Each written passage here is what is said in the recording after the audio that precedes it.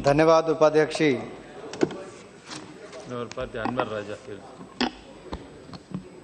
एक बहुत ही गंभीर विषय पर जो देश की आंतरिक सुरक्षा से जुड़ा हुआ है और जम्मू कश्मीर राज्य के सुरक्षा के साथ भी जुड़ा हुआ है,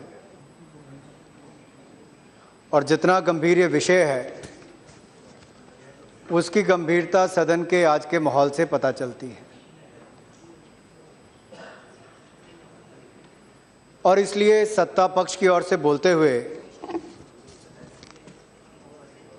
मैं एक जिम्मेदार सदस्य के रूप में अपनी बात रखना चाहूँगा। आरोप लगाना बहुत आसान है, और आरोपों में जब तथ्यों की भारी कमी हो तब तो आप विपक्ष में रह के बड़ी आसानी के साथ झूठे आरोप भी लगा सकते हैं। लेकिन सच्चाई ये है कि आज़ादी के समय से ही जम्मू कश्मीर राज्य का विषय और जम्मू कश्मीर राज्य की परिस्थितियां गंभीर और विशेष हैं।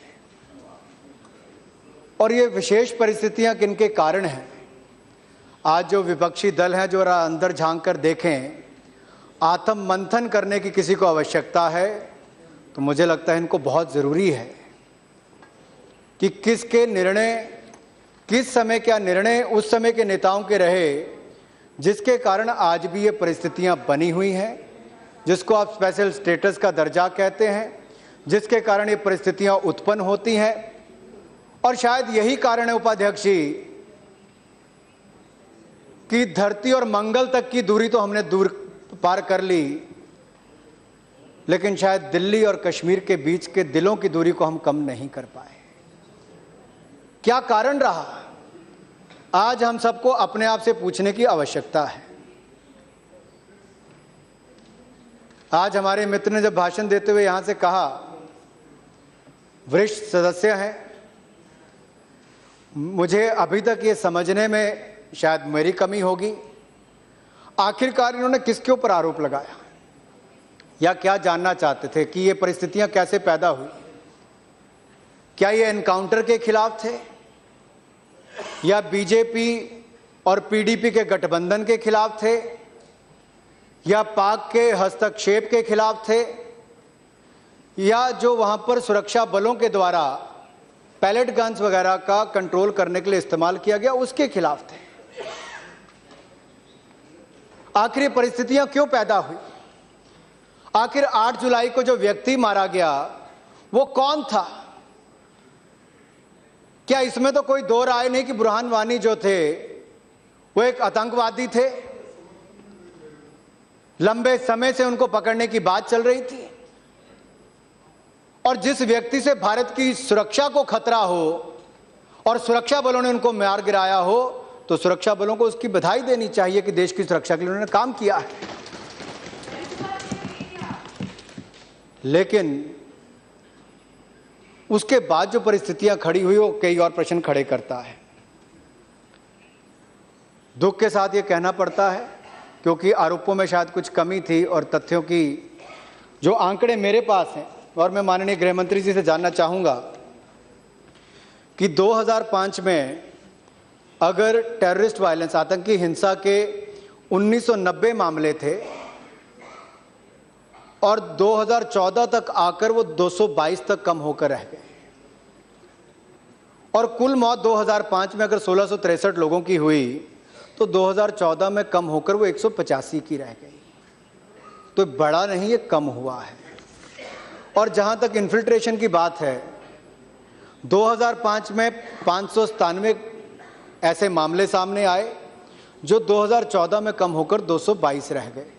तो कृपया करके होम मिनिस्टर साहब ये बताएं कि आखिरकार ये कमी जो आई है इसके लिए मैं सरकार को, अब की सरकार को भी और पूर्व की सरकार को बधाई देना चाहता हूं, और विशेष तौर पर सुरक्षा बलों को बधाई देना चाहता हूं कि जिन्होंने लगातार ऐसे मामलों में कमी लेकर आए हैं। सुरक्षा बलों को हमें बधाई देनी चाहिए जो अपना घर परिवार छोड़कर वर्षों वर्षों तक अपने परिवार से दूर रहते हैं, अपने परिवार की सुरक्षा नहीं 125 करोड़ भारतीयों की सुरक्षा करने के लिए अगर अपना बलिदान कोई देता है तो भारत का सैनिक देता है, जिस पर हमें गर्व होना चाहिए। लेकिन जब उसके खिलाफ हथियार उठाया जाता है, जब उसके खिलाफ आवाज उठाई जाती है, जब पथराव किया जाता है, आज मुझे ऐसा महसूस हुआ जैसे शायद पथराव की घटनाएं पहली बार हुई। मैं केवल तीसरी बार सांसद बना हूं उपाध्यक्ष महोदय, लेकिन सन 2010 की घटना में याद कराता हूं, जुलाई महीने की। यही सदन था, हम उस ओर बैठे थे, आप इस ओर बैठे थे। 3 महीने तक पथराव की घटनाएं रही, 3 महीने तक। क्या कारण था उसके पीछे, और उस समय की सरकार कौन थी, क्या उसकी भूमिका रही? मैं तो उस समय नया सांसद था, मैंने तब भी सभी सांसदों के पास जाकर कागज पर साइन कराकर एक अनुरोध किया था कश्मीर के युवाओं से कि हिंसा से कुछ नहीं मिलेगा, हमें यहां पर वातावरण ठीक करना होगा, उन तक पहुंचना होगा। और मैं तो भारतीय जनता पार्टी का सदस्य हूं, जिसके डॉक्टर श्यामा प्रसाद मुखर्जी जो चाहे कलकत्ता से आते थे, लेकिन कश्मीर के लिए किसी ने अपना बलिदान दिया तो डॉक्टर श्यामा प्रसाद मुखर्जी ने दिया था। अटल जी ने कश्मीरियत, जमहूरियत और इंसानियत के दायरे में रहकर सारी बात करने की बातचीत कही। अगर सही मायने में कश्मीर में कभी कोई संभावना देखी गई कि हालात सुधर सकते हैं, ये दिलों की दूरियों में कमी हो सकती है, ये जो 2 हिस्सों में अलग अलग दिखाने का प्रयास किया जाता है, भारत का ही एक हिस्सा है, तो अटल जी के समय वो देखने को मिला था। बहुत प्रयास उसमें हुए, लेकिन सन 2010 जुलाई में ये पथराव की घटनाओं के पीछे क्या सरकार उस समय पैलेट गन्स नहीं चली थी? क्या उस समय पैलेट गन्स का प्रयोग नहीं किया गया था? मैं गृह मंत्री जी से जानना चाहता हूं, किसके समय वो खरीदी गई, किसने उसका इस्तेमाल किया, किसके ऊपर उसका इस्तेमाल किया गया? मेरे कश्मीर के नौजवान भाई, चाहे किसी की सरकार के समय उसके जान गई हो, मेरे वहां के भाई बहन, चाहे वो 15 साल का हो या 50 वर्ष का हो, एक एक कश्मीरी हमारा भाई और हमारी बहन है, और उनकी जान हमें प्यारी है, उसकी जान की हमें सुरक्षा करनी चाहिए।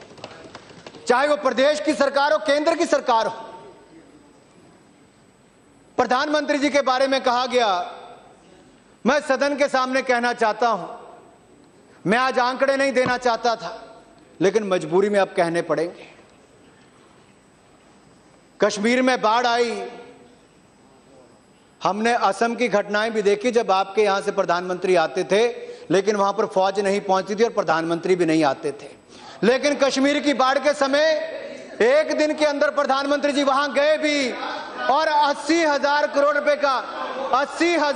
रुपए का पैकेज अगर जम्मू कश्मीर को किसी ने दिया, और यूपीए से 3 गुना ज्यादा किसी ने दिया, तो एनडीए की सरकार ने, नरेंद्र मोदी जी की सरकार ने दिया है।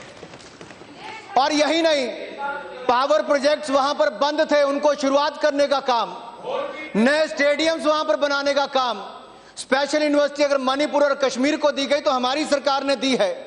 3 medical college, 2 AIIMS, IIT, IIM, 7 polytechnic college, 40,000 crore रुपए की सड़कें, और माननीय नितिन गडकरी जी अब जाकर 9,000 करोड़ रुपए की टनल का भी वहां पर पत्र रखा। ये कब हुआ था कश्मीर में? आंकड़े देने उपाध्यक्ष जी तो आप जितने आंकड़े कहोगे मैं सुबह से शाम तक आंकड़े दे सकता हूं। पैकेज की बात की जाए तो यूपीए की सरकार से 3 गुना ज्यादा पैकेज हमने दिया है। और यही नहीं, केवल पैसे की बात नहीं, विकास की बात नहीं, अगर दिलों की दूरियों को पूरा करने का किसी ने काम किया तो जो व्यक्ति अपने घर में दीपावली नहीं मनाई, कश्मीरी भाई और बहनों के बीच में जाकर नरेंद्र मोदी जी ने दिवाली मनाई। लेकिन अगर सच्चाई से दूर रहोगे, अभी 2 वर्ष ही हुए हैं मित्रों, पीड़ा मुझे इस बात की लगती है कि वहां पर पीडीपी और बीजेपी की सरकार बन कैसे गई। ना ये आपने बनाई, ना ये मैंने बनाई, ये जम्मू कश्मीर के लोगों ने बनाई है। 6 साल तक पूरा विकास करके जम्मू कश्मीर को आगे लेकर आएंगे। जो पिछले 60 वर्षों में नहीं हुआ वो इन 6 वर्षों में करेगी, तो एनडीए की सरकार, बीजेपी और पीडीपी की सरकार वहां पर करके देगी। लेकिन आपने बातचीत की बात कही, वहां 6 वर्ष कटे नहीं। आखिरकार वहां पर आर्मी की, अर्धसैनिक बलों की, जम्मू कश्मीर पुलिस की भूमिका क्या रहती है? एक तरफ आतंकवादियों के साथ बॉर्डर पर लड़ना, आतंकवादी घुसपैठ को रोकने की जिम्मेदारी उनकी, जम्मू कश्मीर में कोई आतंकी घटना ना हो तो उसकी जिम्मेदारी उनकी, पथराव की घटना हो तो उसको रोकने की जिम्मेदारी सैनिक बलों की। किस तरह का प्रेशर उनके ऊपर होता होगा, शायद आपने उसका अंदाजा नहीं लगाया।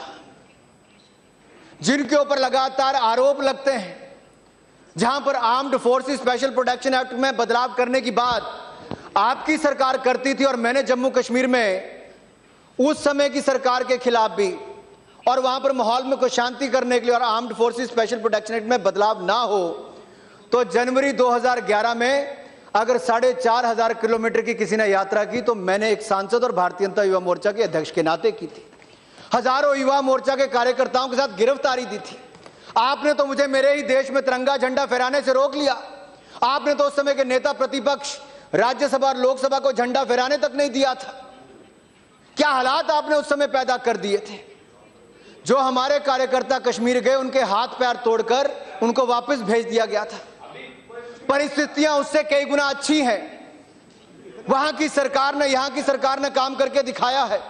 और जहां तक सैनिक बलों की बात है, आर्मी की बात है, जब फ्लड भी आया तो उस समय किश्तियां लेकर लोगों को 2.5 लाख से ज्यादा लोगों की जान, लाखों लोगों की जान बचाई, तो भारतीय सेना ने लाखों लोगों की जान बचाई थी।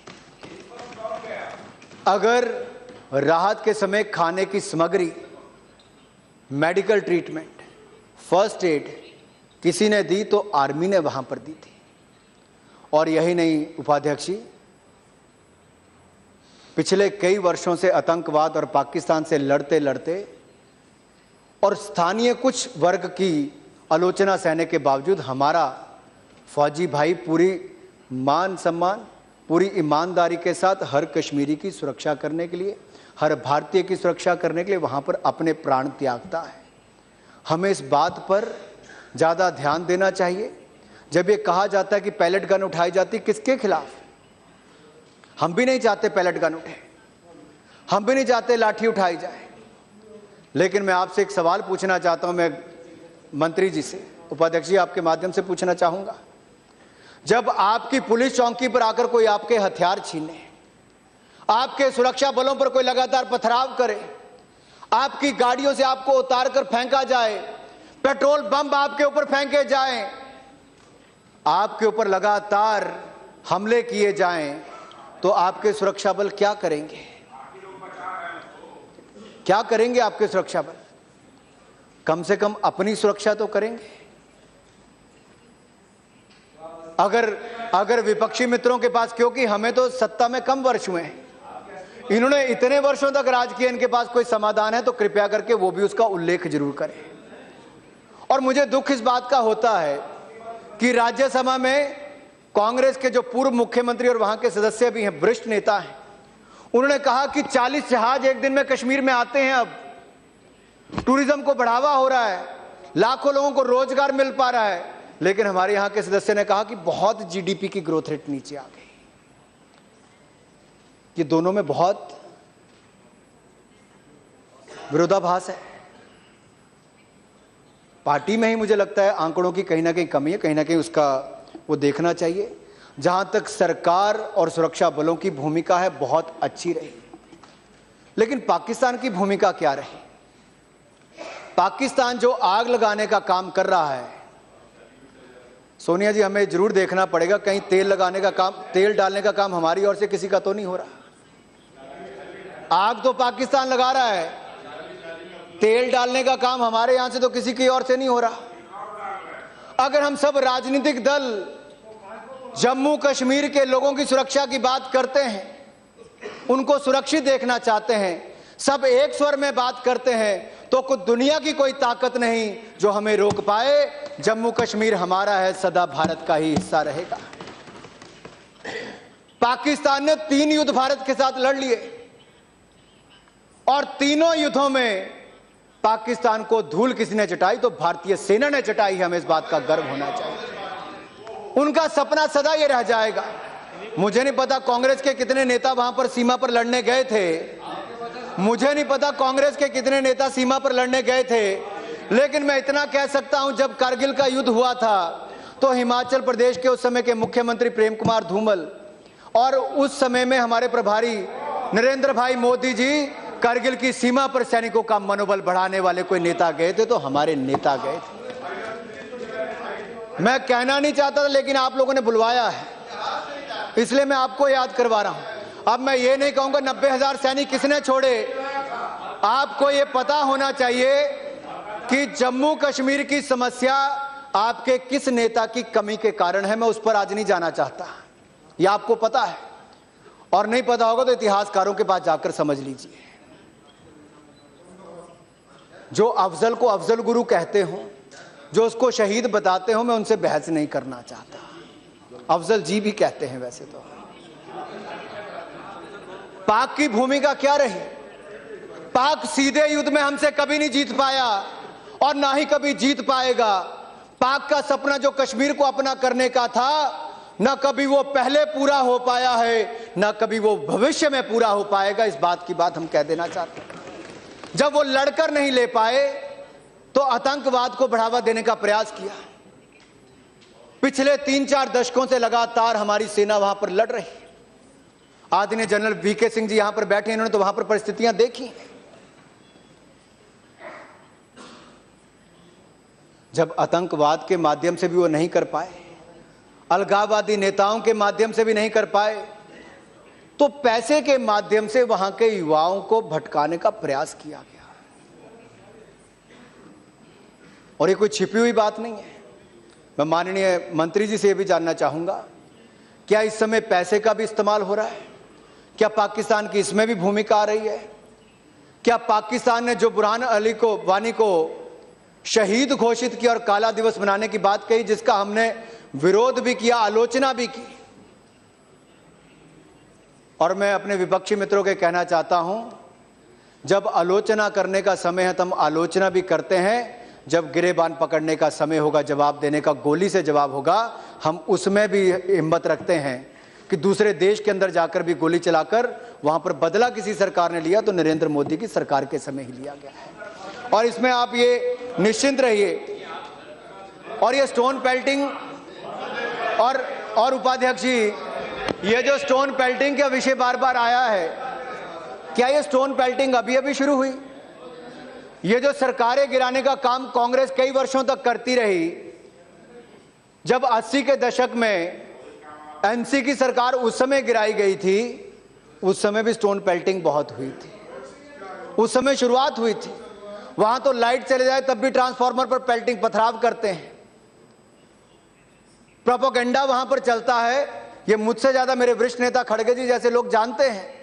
प्रोपेगेंडा वहां पर बहुत चलता है कि ये हो गया, दिल्ली से ये कर दिया गया, दिल्ली से वो कर दिया गया। क्या हमारी भूमिका उस प्रोपेगेंडा को और बड़ा करने की होनी चाहिए कि उसको रोकने की होनी चाहिए? और क्या सोशल मीडिया की आज भूमिका क्या है उपाध्यक्ष जी? सोशल मीडिया में दुनिया भर में देखा गया, चाहे अरब स्प्रिंग की बात की जाए, ISIS की बात की जाए, दुनिया भर में तख्ता पलट करने के लिए सोशल मीडिया का दुरुपयोग किया गया। जो समाज को जोड़ने का और समाज को जोड़ने का काम होना चाहिए, आज समाज को तोड़ने का और हिंसा फैलाने का काम सोशल मीडिया के माध्यम से भी हो रहा है। लेकिन फ्रीडम ऑफ स्पीच, अभिव्यक्ति की आजादी का अधिकार हम सबको है और होना चाहिए। आपने तो लगाम लगाने की कोशिश की, हमने तो वो भी नहीं किया। हम उसमें विश्वास रखते हैं। जो आज चौथे स्तंभ की बात करते थे मीडिया की, मेरे मीडिया के मित्र जो लिखें आप लिखिए, खुलकर लिखिए। मोदी जी की जितनी आलोचना आपको करनी आप कर सकते हैं।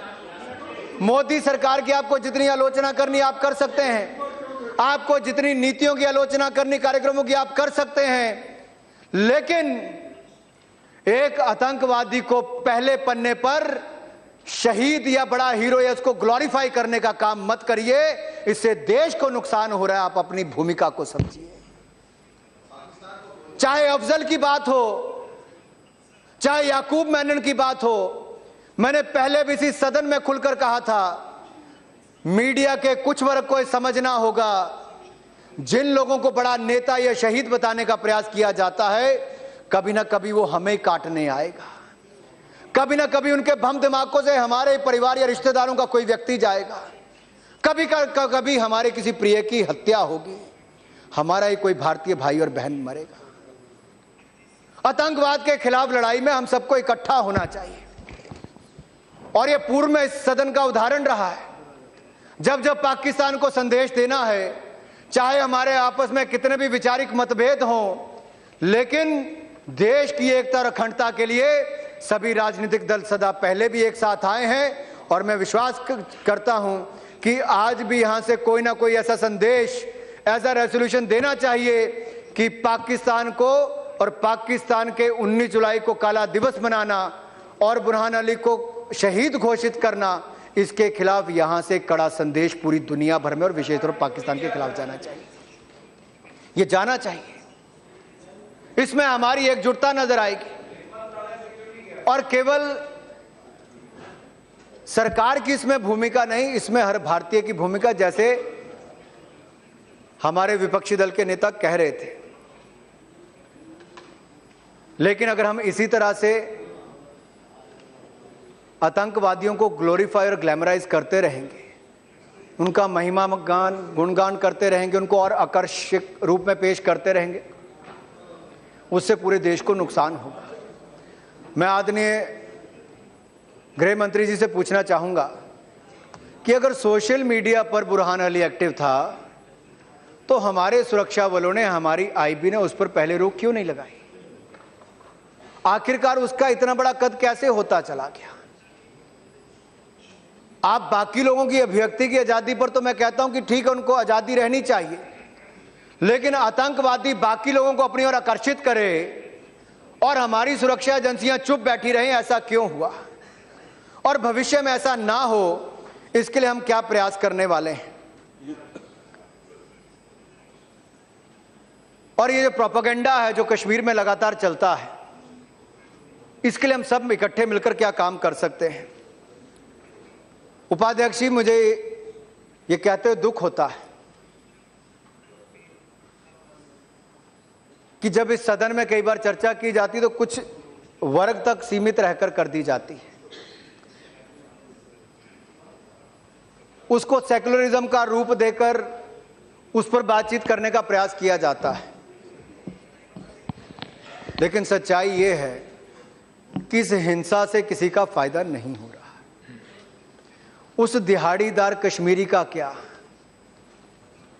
उस गरीब कश्मीरी का क्या, उस होटल में काम करने वाले या छोटे ट्रेडर का या व्यापारी का, उस कश्मीरी का क्या जो इस 10 दिन के कर्फ्यू में, जिसको एक दिन भी कमाई करने का अवसर नहीं मिला, वो अपने परिवार को कैसे पालेगा? जो होटल लगातार फुल थे, आज उनकी पूरी कैंसिलेशन हो गई। जो हजारों लाखों लोग अमरनाथ यात्रा में इस बार ज्यादा रिकॉर्ड भीड़ जाने वाली थी, उसमें कमी आई, उससे किसको नुकसान होगा? उससे कश्मीर को, कश्मीरी लोगों को, उनको नुकसान होगा। और हम सबका यह प्रयास रहना चाहिए कि वहां पर शांति बनी रहे। संवाद तभी हो सकता है अगर वहां पर शांति होगी। और शांति बहाल करने के लिए मैं आदरणीय मंत्री जी से पूछना चाहता हूं, और मेरा मीडिया के मित्रों से भी सवाल है, आखिर इस अनरेस्ट के पीछे है कौन? क्या हुर्रियत है? पाकिस्तान है? कौन है? संवाद किसके साथ करोगे? Who is leading this agitation? Is it Hurriyat? Is it Pakistan? आपका डायलॉग किसके साथ होने वाला है? किसके साथ बातचीत करने वाले हो? अगर हुर्रियत के हाथ में तो उनको बोलिए पहले इसको रोकिए। अगर पाकिस्तान के हाथ में है तो उसको हमें किस तरह से जवाब देना, अब इसके बारे में सोचिए। उपाध्यक्ष जी, दुनिया भर में सुरक्षा एक बहुत बड़ा विषय बनता चला जा रहा है और देश की एकता पर यह जो नया प्रहार हुआ है, यह केवल भारतीय जनता पार्टी की और पीडीपी की लड़ाई नहीं है, यह हर भारतीय की, हर सांसद की लड़ाई है। और मुझे लगता है हर राजनीतिक दल को इस लड़ाई में एकजुट होकर इन देश विरोधी ताकतों को एक कड़ा संदेश देना चाहिए। प्रधानमंत्री जी और सरकार ने लगातार कश्मीर के लोगों तक पहुंचने का प्रयास किया है और जो दिवाली के दिन भी कश्मीर के भाई और बहनों के बीच में हो, जो फ्लड के समय भी उनके बीच में रहा हो, दिन रात एक करके उनकी चिंता करता हो, जहां पर हमारे गृह मंत्री जी रोज दिन में 3 बार जम्मू कश्मीर की मुख्यमंत्री से बातचीत करके हर कश्मीरी भाई बहन की सुरक्षा की बात करता हो। मैं बधाई देना चाहता हूं ऐसी सरकार को जो कश्मीर के बारे में इतनी चिंतित है और आगे भी उसके विकास के बारे में बात करेगी। और हमें यह भी लगातार प्रयास करना है कि ये जो दुनिया भर में आतंकवाद के खिलाफ भारतीय जनता पार्टी के नेता नरेंद्र मोदी जी ने और देश के लोकप्रिय प्रधानमंत्री ने पूरी दुनिया भर में आतंकवाद के विषय पर भारत की बात रखी है और भारत एक नई ताकत के रूप में उभर रहा है, तो देश के अंदर ये जो परिस्थिति पैदा हुई है इसको कैसे रोका जाए, मेरे हर कश्मीरी भाई बहन को किस तरह से सुरक्षित रखा जाए, कैसे हमें पैलेट गन ना चलानी पड़े, कैसे हम लाठी ना उठाएं, कैसे हम पथराव को रोक पाएं, कैसे हम दोनों तरफ से रिस्ट्रेन कर पाएं, कैसे मेरा किसी कश्मीरी भाई को अस्पताल जाने की जरूरत ना पड़े और ना ही मेरे किसी सुरक्षा बल को घायल होने की परिस्थिति में खड़ा होना पड़े। हम कैसे अपने कश्मीरी भाई और बहनों को सुरक्षित रख सकते हैं, हम कैसे उनके लिए नया रोजगार उत्पन्न कर सकते हैं। मोदी जी ने कहा हम लाखों रोजगार वहां पर उपलब्ध करवाएंगे, लेकिन वातावरण तो पैदा हो। सरकार काम करने के लिए तैयार है, हजारों करोड़ रुपए के वहां पर कामकाज हो रहे हैं, नए रोजगार के अवसर मिल रहे हैं, लेकिन इसके साथ ही साथ वातावरण बनाना हर राजनीतिक दल का प्रयास है। इसको ये कहकर आलोचना ना करें उपाध्यक्ष जी कि बीजेपी पीडीपी की सरकार बनी तो ये हुआ, नहीं, ये कश्मीर के लोगों ने, जम्मू कश्मीर के लोगों ने बनाई है। ये मत कहिए कि देश में भाजपा की सरकार है इसलिए हो रहा है। लंबी चौड़ी नहीं है, टू दी पॉइंट। हम लोगों को देश भर के जितने यहाँ बैठे हैं सब एक होना पड़ेगा। तो संक्षेप में बात कोई कहनी हो तो कह लो, सुझाव देना हो तो। ये लंबे चौड़े भाषण कराओगे इस मुद्दे पर? आप कितनी गंभीर समस्या है, अंदर तो मैं 3 मिनट में बता दूंगा गंभीर क्या है। आपको अता पता है कि इसके पीछे कौन है? सब मिलकर क्या करना चाहिए वो पता है कि पीछे कौन है इसके? लंबे चौड़े भाषण हो रहे हैं। उपाध्यक्ष जी राय दीजिए, 2-4 मिनट में कहना हो। उपाध्यक्ष जी पूरा सदन एक है इस मामले में। उपाध्यक्ष जी सच्चाई ये है कि आज पाकिस्तान के अंदर जो उनके प्रधानमंत्री हैं, उनके देश के अंदर आज उनकी भूमिका बहुत कम हो गई थी। जब पनामा पेपर्स की लीक हुई तो पूरे उनके पाकिस्तान के अंदर संकट खड़ा हो गया कि पाकिस्तान के प्रधानमंत्री रह पाएंगे नहीं रह पाएंगे, और कश्मीर के मुद्दे को लेकर वहां पर लगातार कई वर्षों से राजनीति हो रही है। यह भी सच्चाई है कि कश्मीर को लेकर आज तक पाकिस्तान को कुछ नहीं मिला है और केवल अपनी कुर्सी बचाने के लिए पाकिस्तान के प्रधानमंत्री इसको एक राजनीतिक रूप दे रहे हैं। ना वो पहले कभी सफल हुए, ना आज कभी सफल हो पाएंगे। और मैं तो यही कहना चाहता हूं, ये पाकिस्तान की भूमिका जो है इसमें पूरी दुनिया भर को हम संदेश देंगे, ना उनको इसमें कभी सफल होने देंगे। हमारी लड़ाई आतंकवाद के खिलाफ है, हमारी लड़ाई पाकिस्तान समर्थकों के खिलाफ है, हमारी लड़ाई कश्मीर के खिलाफ नहीं है। कश्मीर भारत का अभिन्न अंग है, अभिन्न अंग रहेगा। कश्मीर के हर मेरे भाई बहन की सुरक्षा कैसे हो, ऐसा मैं गृह मंत्री जी से जानना चाहता हूं, ताकि हर हमारा कश्मीरी भाई बहन सुरक्षित रहे, ऐसा प्रयास किया जाए। और जम्मू कश्मीर की सरकार और केंद्र सरकार को मैं बधाई देना चाहता हूं कि सही समय पर सही कदम उन्होंने उठाए हैं और इस पर रोक लगाई है और आगे भी और अच्छा वातावरण पैदा करेंगे। आपका बहुत बहुत आभार।